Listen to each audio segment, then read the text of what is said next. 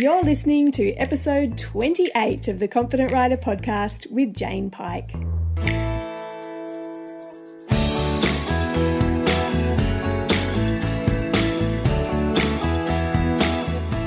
Today I am very excited to be sitting here with Karen Rohlf from Dressage Naturally. Karen is someone that I have personally been following for a long time, and when I started my podcast, you were on my hit list right from the beginning. So thank you so much for joining me today. Oh, you're welcome. It's really nice to be here. I love talking to like-minded horse people. Really, really excited. I had an overriding premise to be able to have conversations like this one with people who are out there really improving horses and humans alike. And I feel like you are so much in that space. It's such an honor to have this conversation. So for those of us out there that aren't acquainted with you or aren't familiar with Dressage Naturally, do you want to tell us a little bit about your background and story and how you came to be doing what you're doing now? Yeah, sure. Dressage Naturally right now is really about empowering horses and humans to be the best they can be, and by creating stronger partnerships and healthy movement. And that's a result of my combination of my experience in dressage with experience in natural horsemanship. So without going too far back, my main career was in dressage in a competitive dressage facility, working out of New York. But before that, my beginning to horses was very backyard, kid and a horse, getting on bareback and backwards and seeing what happens. And I had a lot of freedom like that. But I ended up having a dressage career, and it wasn't until really like 1998 that I had an upper level horse that had been willed to me. And he was kind of a used up kind of dressage horse. I think you can probably know the picture. Yeah. And I started looking, as he was nearing retirement, I started looking for sort of silly fun things to do with him at this dressage facility. And that's where I literally stumbled by accident across, it was a Pirelli natural horsemanship clinic. And I just saw horses on the flyer standing on a pedestal, and I thought that looked silly and fun. So I brought him there, and that was my introduction to natural horsemanship. I really didn't have a problem horse or anything like that. But what I learned from there really started to turn the light on for him. He started to really come out of his shell. And so at that point in my career, as a Grand Prix dressage rider, we think we know everything. And then all of a sudden I'm like, wait a minute, there's this whole other way of looking at things. And what it did for me when he got that little spark of life back and he started coming out of his shell, I started feeling with him the way I did when I was a kid playing with my horses. And I went, oh, this feels good. And he was performing better. He was offering more at the end of his career than he had in the years I knew him before that. And I was like, okay, I got to figure more of this out. So that's how I started getting interested in more partnership-based training and took a deeper dive into that, starting then. That's so and wonderful. I haven't looked back. So then I had to figure out, wait a minute, back in 1998, dressage and natural horsemanship weren't even mentioned in the same sentence. I was just about to say that. How was that? How was that entering? Oh, well, the dressage riders all said, oh, she ran off and joined the circus. And the natural horsemanship people said, look out, there's a dressage rider. They were mean. And so there I was going, wait, it's just me. You're hovering in no man's land. Exactly. And so I felt very lonely, but it was beautiful because I had a big block of time because I left the facility in New York and I was kind of on my own. And I said, all right, I have to figure this out. What am I doing now when I go out with a horse, knowing what I know in dressage, knowing what I've learned in natural horsemanship? How am I making my decisions now, my training decisions? And so when I wrote my book, I really wrote it for me. I'm like, if I have to explain this to people, I have to understand my own system. And I had to create it because there wasn't any other blueprint to follow. So So it's really been a result of me just saying, all right, how am I going to make sense of these bodies of information? How do they fit together? Because they fit together beautifully. Mm-hmm. And then how can I explain it? I love that so much. And I remember when I tapped into the horsemanship world coming from this competitive showing dressage background myself. Mm-hmm. And it was like all of the neural pathways in my mind were like firing off, trying to make sense of this information. And there's a load of undoing on one side of things which you can see haven't been working, but you might stick with them just for the sake of the fact that's how it's always been done. I think once you understand the principles and the reasons as to why you're doing something and get that clarity, the fusion becomes so much easier. Yeah. And I was really fortunate because it is hard to change, especially if you're in the same environment and everybody else is doing things a certain way. So it was really fortunate that at the moment, in 2003, I went to Florida supposedly for 2 months just to get out of the New York winter. And I didn't even know that where I was going was like 7 miles down the road from the Pirelli's place. And somebody I knew just literally dragged me over there. I said, I don't have time for this. And then Pat and Linda were just so generous in, they were interested in my interest in them, and they let me kind of follow them around for a couple of years. And then Pat went on this mission when we were in Colorado. He just like kept me on cows. We like played with his cows for like 6 hours a day. But it was by design. He kind of made a point of not letting me have time to practice doing my old habits. Yeah. So I changed locations. I changed my patterns because I just did what, they told me, and like let myself experience these new experiences. Mm-hmm. That really helped because it was easier to go, okay, I'm not doing this anymore. Now I'm doing this and I got to figure it out. Wonderful. A whole paradigm shift, really, isn't it? It allows you to kind of reconfigure things from a different perspective. Exactly. That's wonderful. So when we think about dressage, and I've been reading a lot of your material of late, and what's really struck me is something that's been rolling around my mind for a long time, but you explain so eloquently, is that dressage is essentially something that we do with our horse, for our horse, rather than to our horse.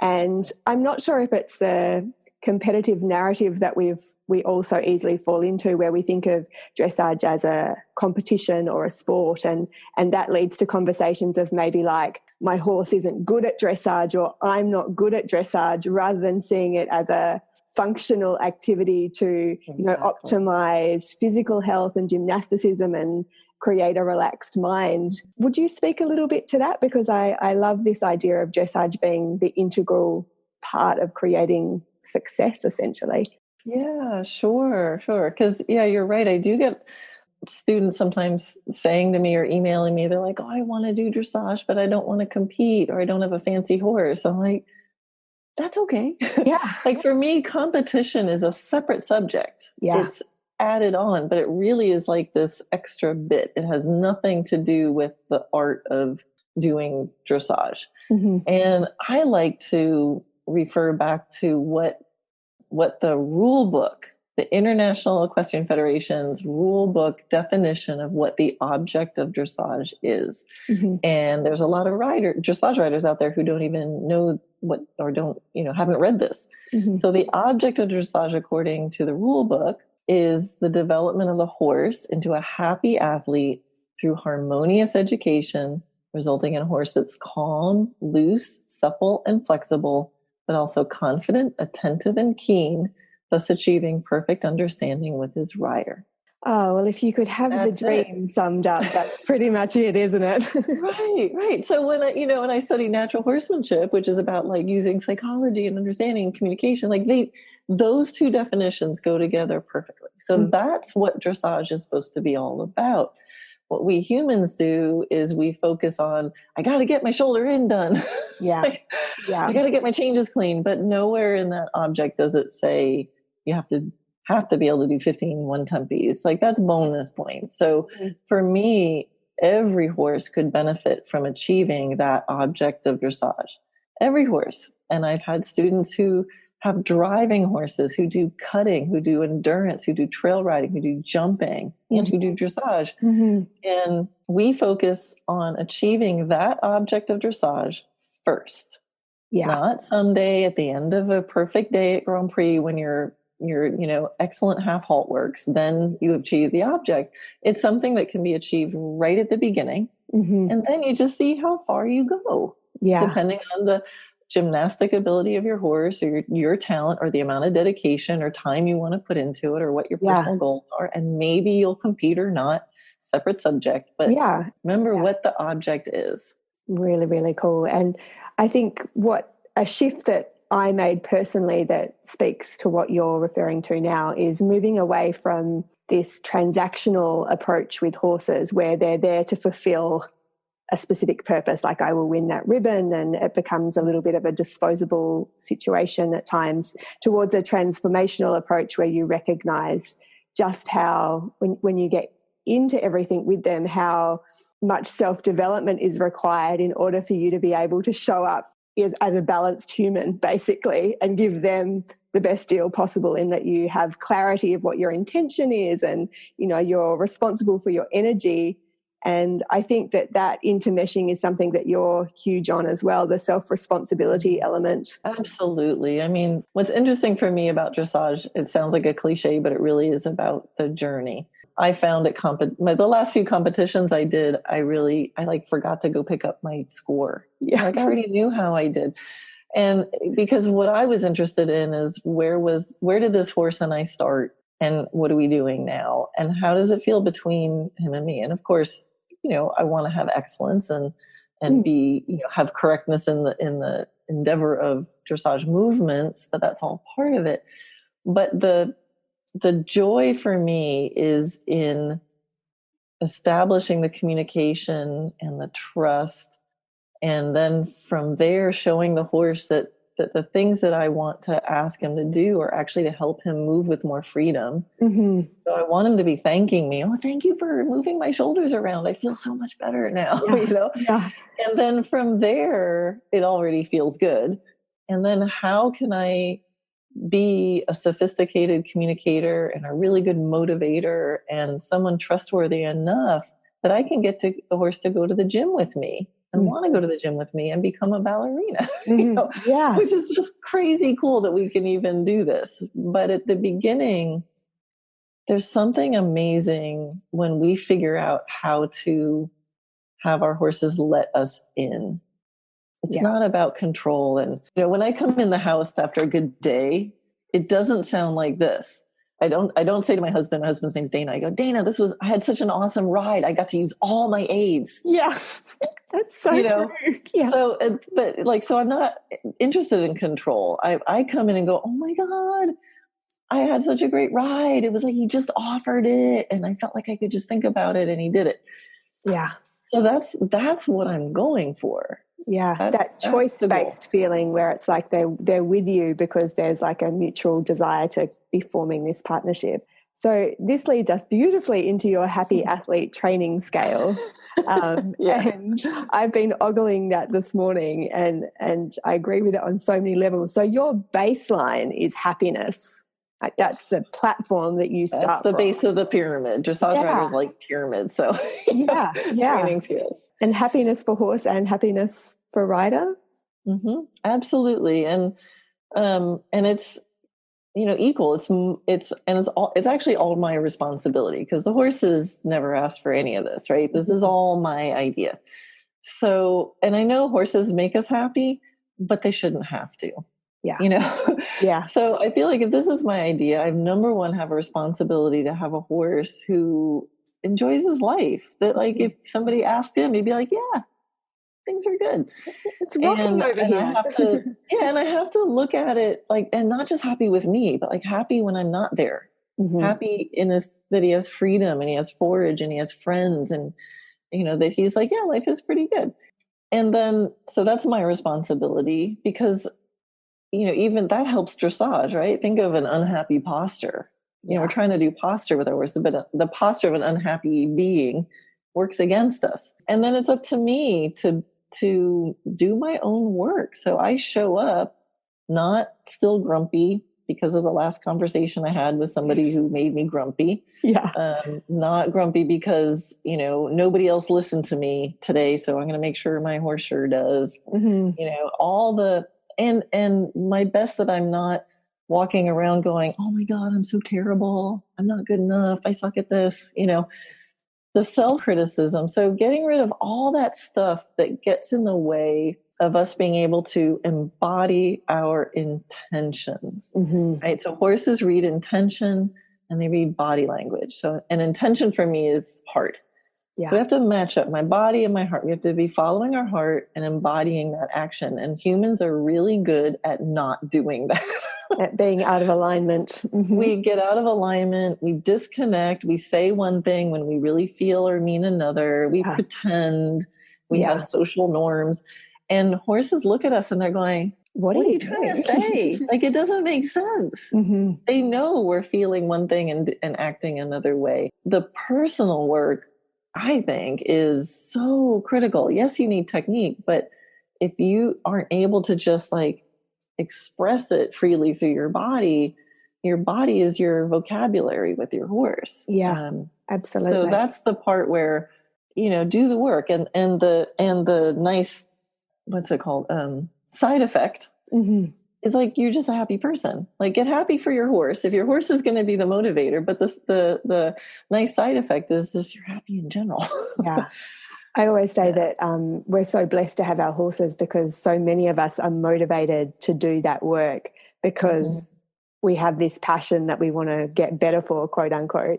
And I wonder how many of us would do that same amount of self-development work if we didn't have something that was like our horses to actually, invest in that way. So there's such a blessing on so many levels. Yeah, definitely. That intention that you talk about, from my perspective, ambiguity in terms of not knowing exactly what you're after, not knowing when you've actually got what you're after, and then that clarity of communication can be such a dream killer and also create what we might consider to be problems in our horses that are actually coming from our inability to be really clear in what it is that we're setting up. Absolutely. So a common question that students come to me, for the first time or at a clinic, they're like, is this the right bend? Is this the right, is this the right energy level or whatever it is that they're asking for? And I can assess it from a dressage eye, from a dressage point of view, but I turn that part off and then I'll ask back. I was like, what does it feel like? Is your horse matching the energy that you're asking for? Because if so many riders get told good during a lesson, when it looks good, but they know they're using a ton of leg or the horse is hanging on their hands, and now they're told good. And for me, it doesn't matter what it looks like until the horse and the rider are happy together. So if I have a horse and a rider who are really happily communicating and the horse is like, oh, I'm getting all the answers right. I know what to do. Yeah. That team, it's really easy. You can teach them anything. I could say, may I suggest you go a little slower? May I suggest, try moving your horse's shoulders over there? And the horse is like, okay, I'll try it. That pair is much easier to teach and progress than one than a rider who's making their horse look a certain way. And it's all controlling aids. They're making it look like it's working, even though it's not working. And then that doesn't feel good to anybody. So my top priority is to get students to really focus on that communication. How do you feel? Is your horse answering? You know what you asked your horse. Does your horse know? And when he did it, did he give him feedback? So that there's this conversation happening. And what gets in the way of that is students going, am I doing it right? Is this correct? The second guessing. And I'm like, it doesn't matter if it's correct or not correct at this point. Just get it to feel so it matches you. And here's the nice side effect of that is when that communication is flowing freely, then there's no delay in the timing when the student goes, yep, that's it. Or, oh, a little more. But if they're going, oh, it kind of feels okay, but I'm not sure if it looks okay. And then they don't reward the horse. And the horse did exactly what they asked. And now the moment's gone. I need my students to trust their instincts and to be free in trusting what they're feeling and just going, yes, or, I need a little more, like do something, and getting out of their head. And I'll tell you, in teaching people live, and it works through the online courses too. And this is why when I see people and I say, you tell me when they're always correct. There's never a moment where the student says, yes, my horse is matching my energy. And it's not true unless they say it like this. Is your horse matching your energy? Yeah. Yeah. And I go, that's a no. Yeah. That's a no. So I play a little bit with them, and I have them say it out loud so they can hear the tone of voice. And once they start practicing that, they know, they're like, I'm so lying here. Yeah. They're afraid to say yes. They're afraid because they're worried about getting the answer wrong. Mm-hmm. And I just give them permission, like, just say what you're feeling. Yeah. Say what you're feeling. Making mistakes is such a tripwire. The fear of making mistakes, rather, is such a tripwire that stops us moving forward. I found I've been attempting or doing my best to train myself out of that language that doesn't really mean anything and also isn't replicable. So it was good. It's like, well, is good today good tomorrow? Or is it like in an energy scale, would you say, with 0 being your horse is asleep in the pasture and 10 being, the maximum energy you can produce, where are we on that scale? And actually the ranking between 0 and 10 has helped me go, okay, we're at it's a 5 and I'm looking for an 8, and that helps me scale what it is I'm experiencing towards the feeling that I'm going for. Exactly. Yeah. It helps keep you specific, so that you can, trust your feel, but then be specific. And when you ask yourself a question, like, what number energy level is this on the scale? Your brain has to come up with an answer, and you're going to feel when you're vague. So sometimes this happens all the time. I'll say, what energy would you, or I'll say, ask your horse to go. And when he's at the energy that you like, tell me, and give it a number on a scale from 1 to 10. So they'll go, this I like. And then I'll go, okay, what number is it? And they're like, well, it's a 5 or a 6 maybe. And I go, well, your horse is asking you what you want, and you're saying 5 or 6 maybe. How can he be successful? Yeah. It's like, just pick a number. It's your scale. Just pick a number.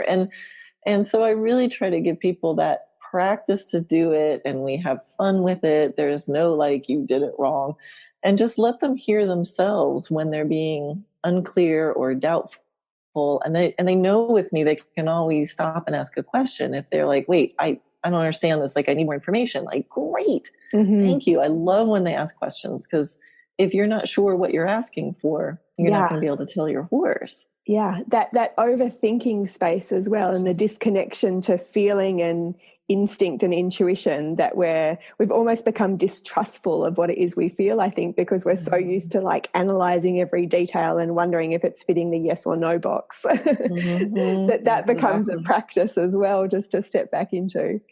Dressage often attracts people who are very logical and measured, like they are attracted to the system and the precision. So it tends to attract a kind of thinker type person, but it really requires feel. So I think this is important, that people take a minute to really figure out how the precision can come from play and from freedom and from curiosity, not from rigid. That's the paradox. The precision comes out of the possibilities that play creates. The more you try to make it in a box, the more it wants to get out of the box. So annoying. To play, and you'll find what you want. It's right. It might be right next to you. Yeah. And if you don't play around, you won't find it. That's creating the conditions, like an atmosphere for something to arise that can only come when you're in that place. Yeah. So wonderful. I think as well, like, but when I look at riders where there's that, it's like an atmosphere they create of softness and lightness. What's the word I'm looking for? In contrast to that, if you do stay in that analytical place and you're trying, and it can come from a well-meaning place, it's not necessarily ill-intentioned, but, you're trying really hard to get it right. And, there's a controlled box where things are micromanaged and, don't go here and left here and more inside leg. And we're sort of like constantly riding with the brakes and accelerator on at the same time. It will get you so far, like in maybe if you think of it competitively, but it will get you so far in training until you can't progress beyond that, because the artistry of it and the actual movement towards something which is so much more aligned and where the partnership is obvious, it can't be forced, like you say. So I think I'm basically reiterating in a very non-eloquent way what you just said so succinctly. No, that was really good. And I think it is a paradox, because we need to be playful because every moment is different.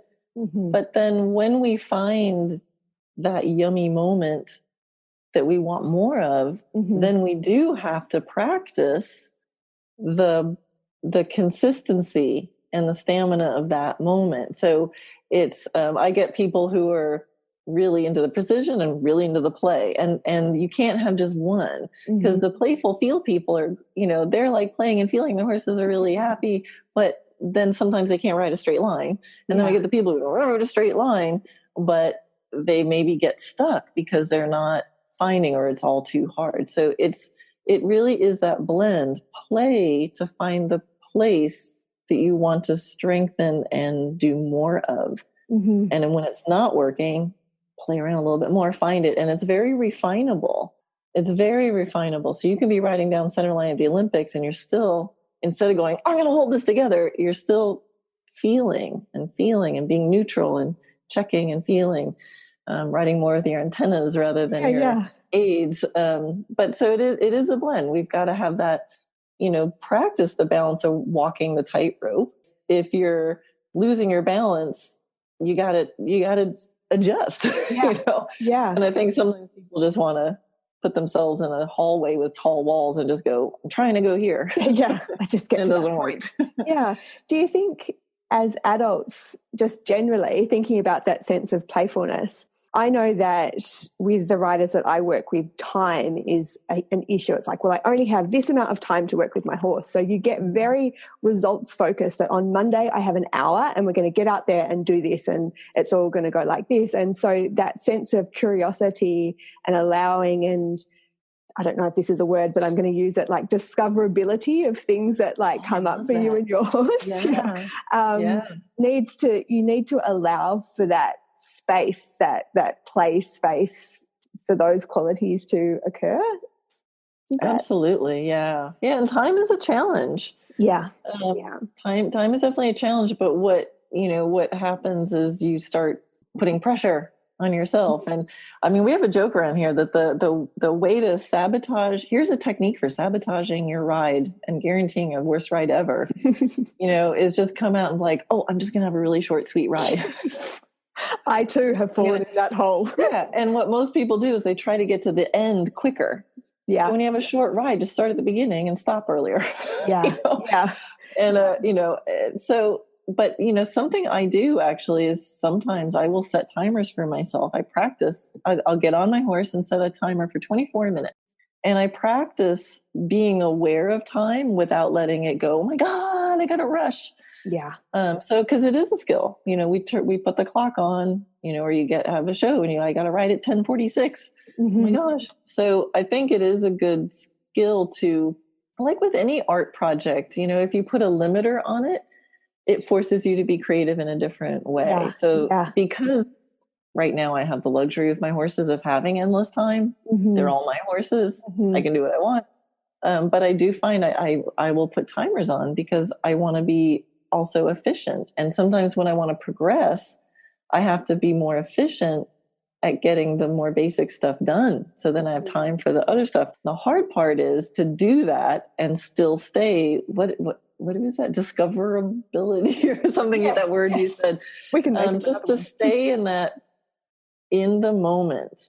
To stay in the moment and still be riding what is underneath you, even though you had this idea of what you wanted to do and how long you wanted to take. And that takes practice. Maintaining that presence. I'm going to do that. I was like, I love that idea. I'm going to be setting my timer for 24 minutes. And it's fun. And then you know what? When the timer goes off, if it's not the moment to end, you give yourself more time. I'm like, the timer goes off. Oh my God. But what's fun is I start practicing, okay, I just have a few minutes. What can I do? And how can I do it in a way that my horse finds success within this time? And one piece of success and harmony and progression is better than 45 minutes of a bunch of stuff. Yeah. Yeah. I started doing these blogs called What's the One Thing, which was actually a practice for me where people would tell me something and I'm like, okay, what's the one thing that I think would affect the biggest change in this situation, as opposed to me going on for like an hour about the 20 things that I think could happen here. And I was just thinking for my horses, I could be like, right, what's the one thing that could take us to a better feeling place in this session in the space of like this short time frame that we've got. So I love it. Yep. Yeah. My personal practice for next week is someone who like is like, how did 3 hours pass out here? Like that's I've got what work. am I doing? Yeah, I have rides like that. I come in from the house, I'm like, what did I just do? I just felt like rode around for a while. Which is fun sometimes too, but if you have goals and things you want to aim for, then it's good to sit at home every now and then and review and go, okay, where am I heading? Where am I? What are some pieces? Do some thinking when you're at home so that then, and often in the mornings before I go out to my horses, I've done this thinking. I know where they are. I know where I want to get them to. I've done that. I've done that a lot. So I kind of have that. And then before I walk out the door, I write down for each horse one intention. Just one intention. So I'm like, ovation, relaxation. Now, I'm schooling Grand Prix. So it doesn't mean I just go sit around on them, but it just means throughout that ride, relaxation has to be the main intention. With Natia, it might be like, nope, quick response. With another horse, it might be something else. With another horse, it might be breathe, or it might be for me, it might be for the horse. But so after I've done all the thinking, when I head to the horse, I just have this intention. And no matter what I do, like that's the theme. And I can be relaxed with Natia and be thinking about effective, quick response. Yeah. But it might be in a trot around the field. And with ovation, it could be relaxation, but I'm schooling Grand Prix. Because I know the one piece that's the most important theme for the day. Yeah. Yeah. Very, very cool. Would we be able to talk about biomechanics? I almost didn't get that out. Biomechanics briefly. Yes. Yeah. Sure. Because I think it's a term that we hear quite a lot about, and potentially people could switch off because it sounds like a lot, like to learn the biomechanics of your horse. And what I read in some of your material is that it's really bringing them into this state of dynamic balance where the energy that's available is utilized in a way that allows them to carry us efficiently and happily. So if you could describe biomechanics, you're much better at this than me. How would you describe that? Well, I thought, and I think the most important part of that was to look at the word. It's biomechanics. So it's not people get out their protractors. Oh, I got it. What's the right place to put the neck? But there's bio, or it's a living creature. So that's the most important part of that word. So my first priority with biomechanics is to get rid of the things that are actively messing it up. Right. So things like my horse doesn't trust me. He's scared or he's bored or the tack doesn't fit or, there's often a list. If this is an exercise, write down a list of all the things that could make your horse's way of moving worse. There's a long list. So if you kind of think of that and go, well, let's chip away at those and make sure I'm eliminating those things. Because if he's actively scared, if he's actively confused, if he's actively bored, your biomechanics is going to reflect that. Yeah. So that's the number one thing. And then after that, if you have a happy partner who's like, what are we doing today, Mom? Then I like to think of this, I call it the sweet spot of healthy biomechanics. So it's the place where your horse moves with the most freedom and adjectives that you want to feel from him, which for dressage is, calm, powerful, balanced, springy, fluid, all those adjectives. And that place is a certain combination of relaxation, energy, and balance. Those are like knobs you can turn, or I think of them like the primary colors. They're the red, yellow, and blue of biomechanics. So when you're on a horse and you're going, okay, now I want to improve his biomechanics. I've eliminated the reasons why he's actively not in good biomechanics. Then I know I have to check, well, how good are my conversations about relaxing if he's getting anxious? how good are my conversations about different levels of energy? Where he's like, sure, I'll try that. And how good are my conversations about shifting their shoulders right or left, or their haunches right or left, or lowering their neck or bringing their neck back up? Those are the things we're going to change. Every dressage trainer is going to say some combination of wanting one of those things to change. So if I can teach students to get those conversations really good, it's kind of like, trust me, you're going to need blue, you're going to need yellow, you're going to need red if you're an artist. Yeah. The same way here, like you're going to need colors. Yeah. If you have a horse where you go, and he's like, no, then it's going to be a problem. So don't take a dressage lesson yet. Let's go get that communication better. Let's motivate him. So he's like, sure. Yeah. Or if you know your horse can move his shoulders to the left, but when you do a forehand yield to the right, it doesn't work. Like, let's get that. You can find that. I can tell you that. And if you're all the way down in, the other end of the world, you could go get that and go, wow, Karen, I figured out my horse doesn't move his shoulder to the right. I'm like, great, let's work on that. Yeah. Because then once you have the ability to play around with those colors, you can mix them in different combinations. And this is what I tell people, I'm like, get the conversations, now play with them. Yeah. Try different energy levels and notice your horse. Try moving his shoulders around, notice your horse. And by accident, if you play with the possibilities, you will stumble across a moment where you're like, oh, that feels better. Wow, my horse just blew out. It's an 8. My horse just stretched, or my horse's stride just got more fluid. And then you go, what did I just do? And then you play with it some more if he loses it. And here's the thing. This is all based on the hypothesis that moment will feel good to your horse also. Because you're saying, it's almost like you're asking the horse, hey, where do we need to be so that you can move the most freely? And if you give them some choices, they start to find it and they start to seek it. Yeah. And when you get that moment where they let loose and they're balanced enough that they can stretch and blow, you can almost get to a point where you can't interrupt it. That's their happy place. Yeah. And in that moment where they're balanced over their legs in the sweet spot where they have the most freedom of movement and they're let loose, what does the object of dressage say? Loose, supple, flexible. So now you've got the physical elements of dressage, the object of dressage. And now you take this horse and then you gymnastically develop it and you get it more engaged and even more refined amounts of straightness through prescribing different lateral work. And, you go up the art of dressage. But the first order of biomechanics is get rid of the things that are actively getting in the way. And then the second order is find the place of freedom. Find the place where your horse says, I can move easily when we're like this. Yeah. He'll tell you. And it almost seems like we have to get to that place where the point of balance or that sweet spot is unified, that our only role or one of our key roles at that point is actually not to get in the way ourselves. Exactly. To just not embody, confirm, and allow it.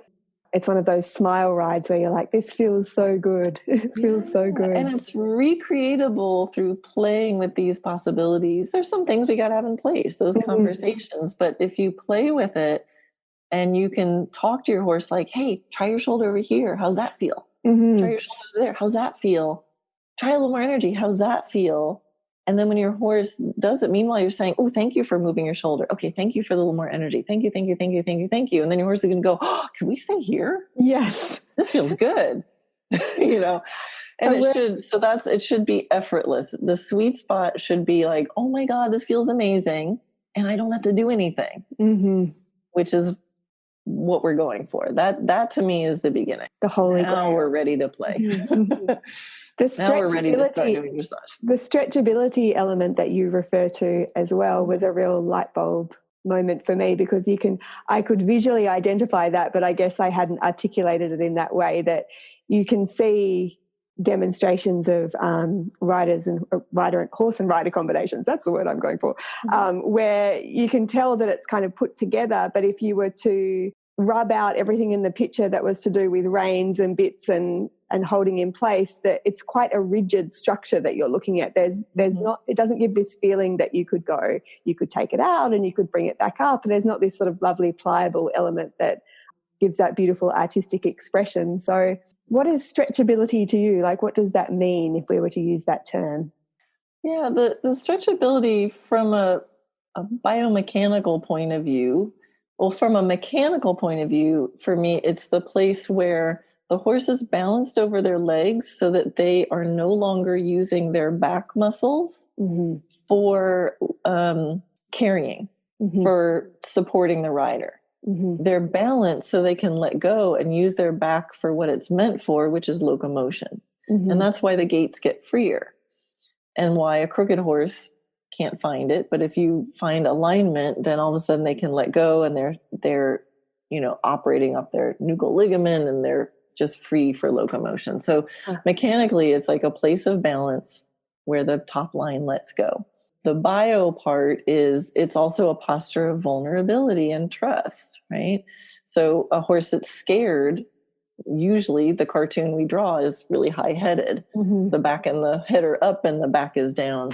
So stretchability for the horse to really let go and open up his top line when we're sitting on it, especially, that's a very trusting position. They trust us. They trust our balance. They're softening through the mouth, and things that are soft are vulnerable, right?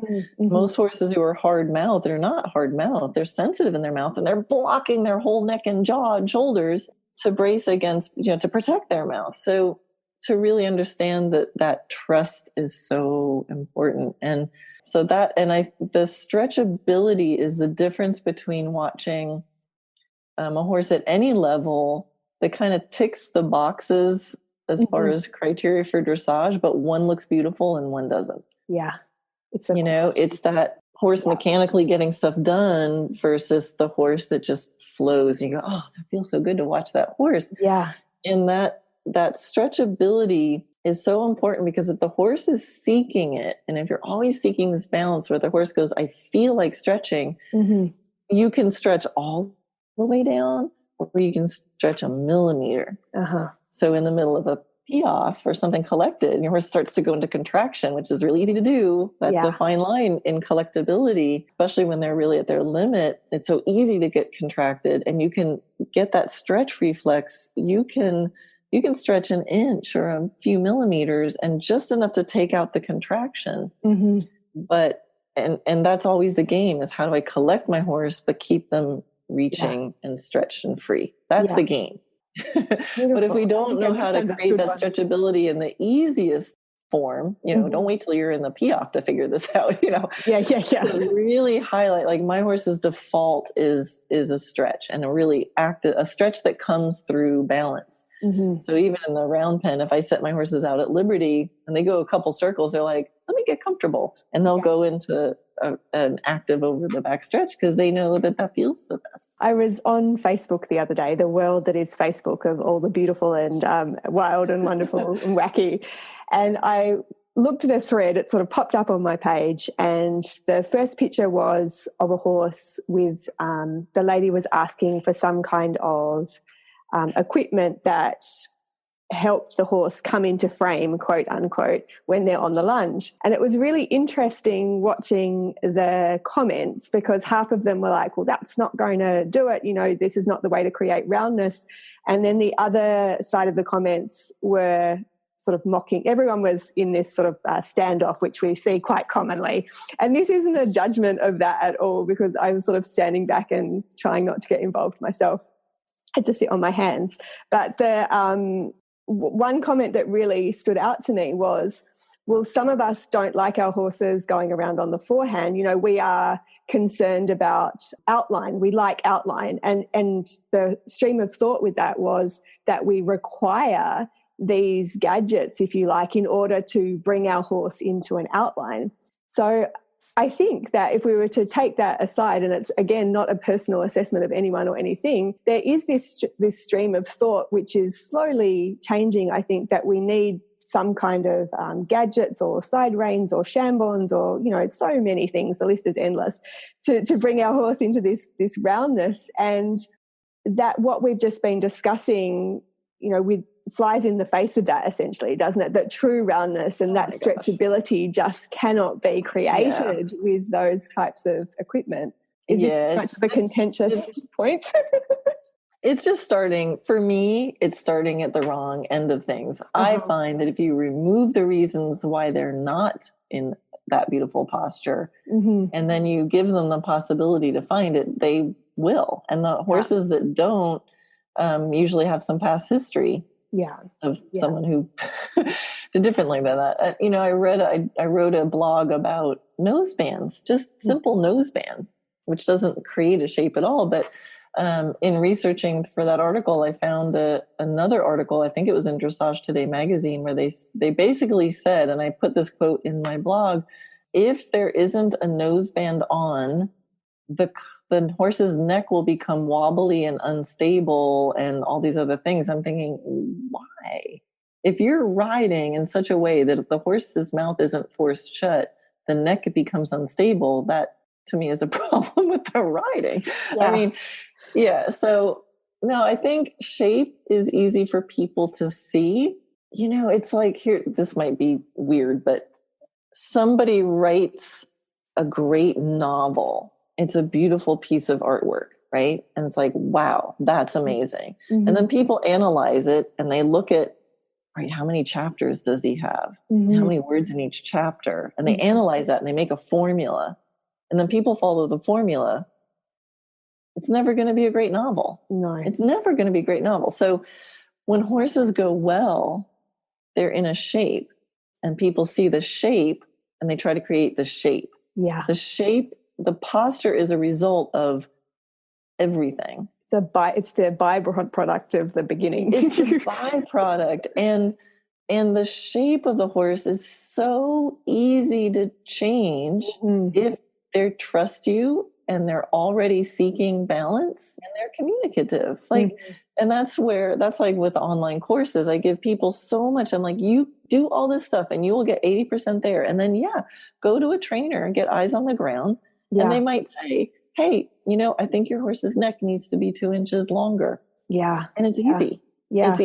It's not hard. But if you're coming in going, your head has to be here and has to be here because this is what I read. That to me is harder. Like, that's a hard way to do dressage, Very much so. But I think it's the feel, and feel is hard to teach. But the communication, the trust, the partnership, it has to start there. And when it starts there, everything else is easier. Yeah, absolutely. So, so beautiful. Can I ask one question? This is personally motivated, so feel free to... You've asked lots of questions, so keep going. That's true. So when we have this relationship of relaxation, energy, and balance, so those components they seem to be like, if you can come back and have a look at where they are filtering in, you can pretty much start to dissect where the issue might be and seek to remedy that in some way to bring it together. So what I've been really interested in observing lately is, because I'm in the process of, I've just recently backed my young horse and he's just getting started on the saddle, is that negotiation in my mind where perhaps we come into trot and the walk's been what I would consider to be balanced and relaxed and we're connected, but the trot's a little rushy in the beginning, which I know isn't necessarily that atypical.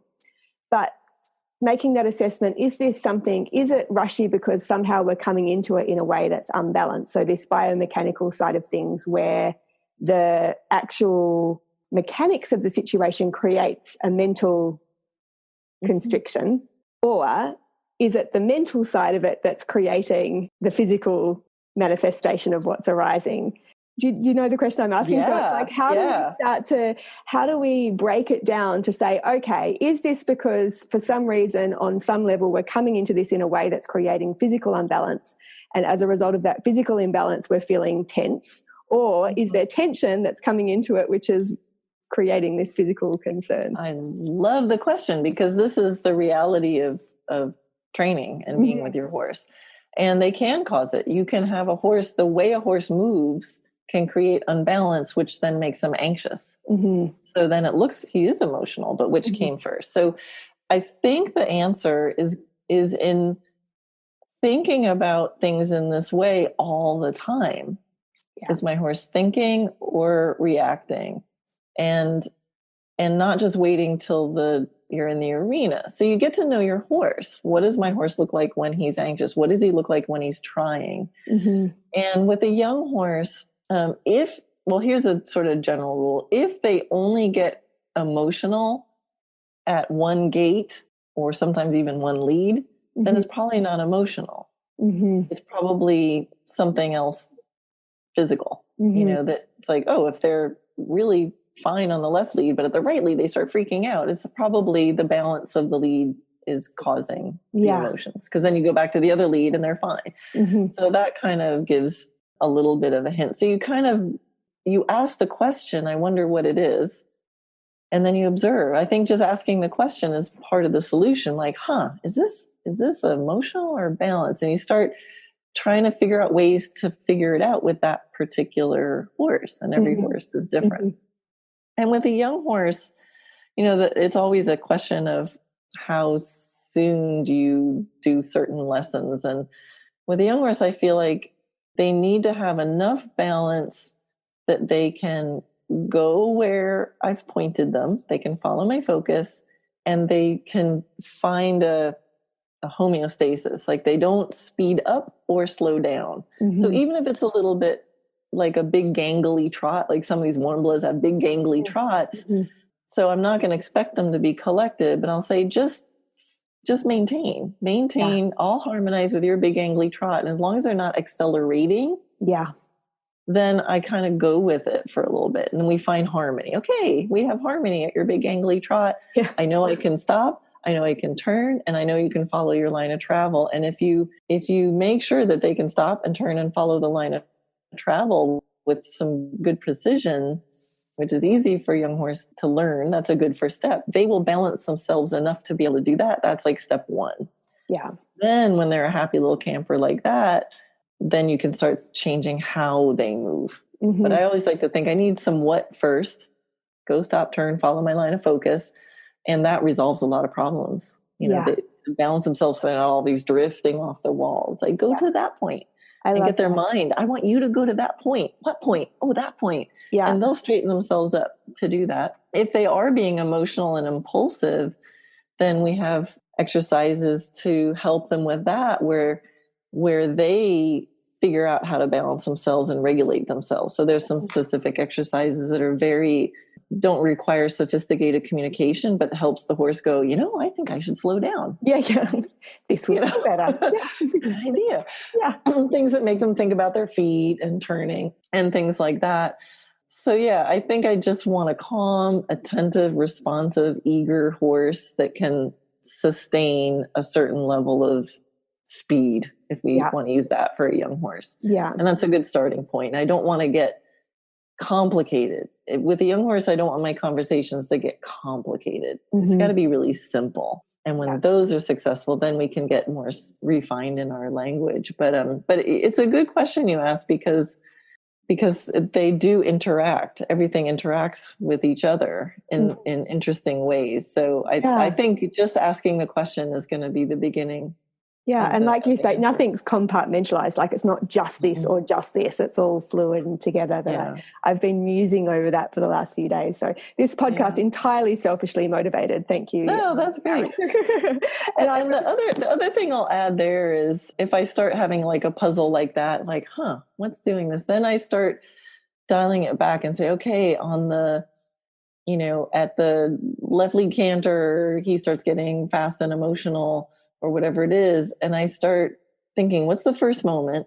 Like, what's the first moment I can feel it happening? Mm. And then I dial it back and I go, do I ever feel anything like that at any other times? Mm-hmm. You go, when I lead him, if I lead him from the left, he's this way. When I lead him on his right side, he's always pushing his shoulder into me. And you can kind of sometimes by finding these little sort of benign-ish things, but you find them in different locations, you can start to address it. So if your horse always kind of leans on his shoulder when he's leading in, you can take your leading from the pasture and make a little exercise where they move their shoulders and they yield and they keep their space and their boundaries.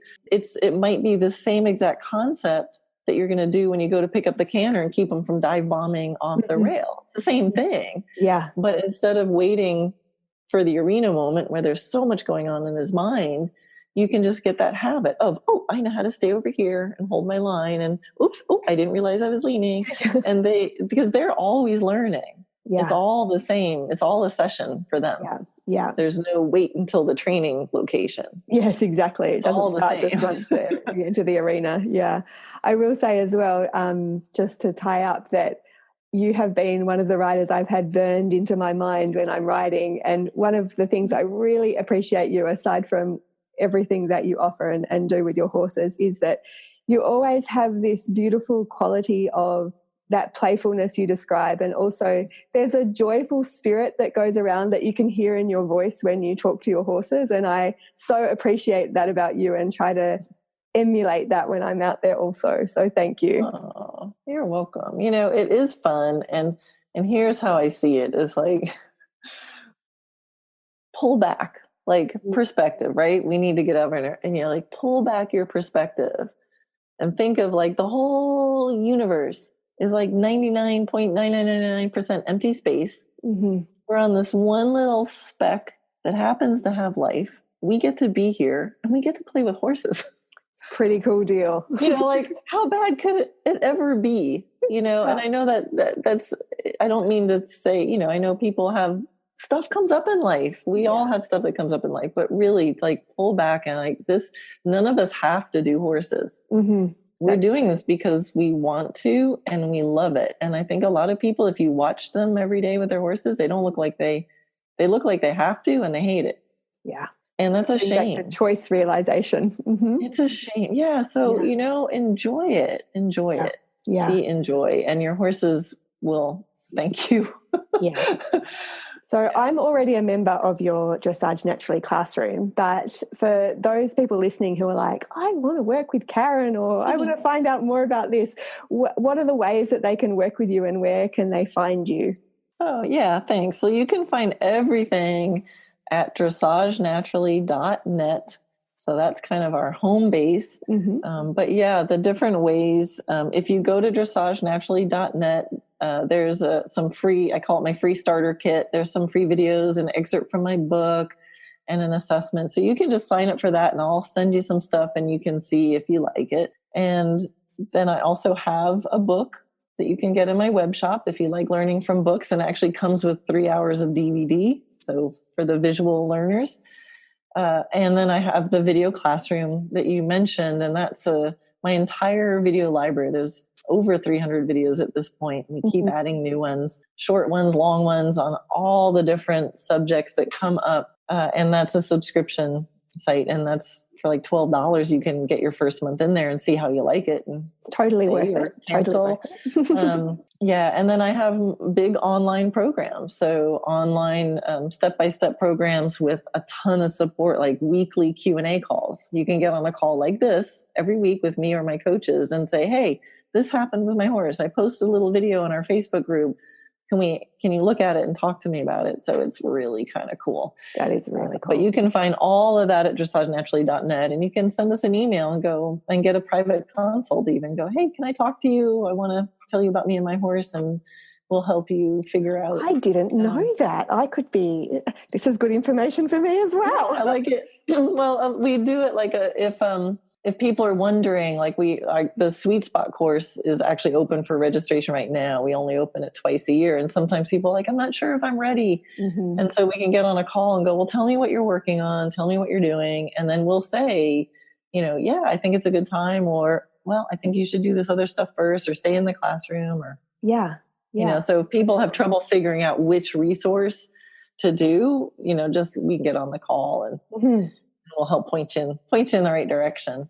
I love your gear as well. I have one of your Dressage Naturally bridles, and I just ordered the bitless bridle. Sorry if anyone's out there like I am similarly, that was searching for some gear that, without the nosebands, or for a really nice. You can buy a bridle that doesn't have a big old crank noseband. Miracle. I know.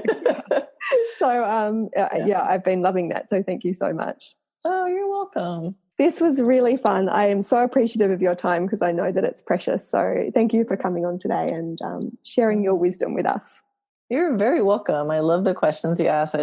Obviously, I love to talk about this subject. So I hope it helps. I hope it helps some of your listeners and to trust their instincts and go have some fun with their horse. Yes. Thank you so much. You're welcome.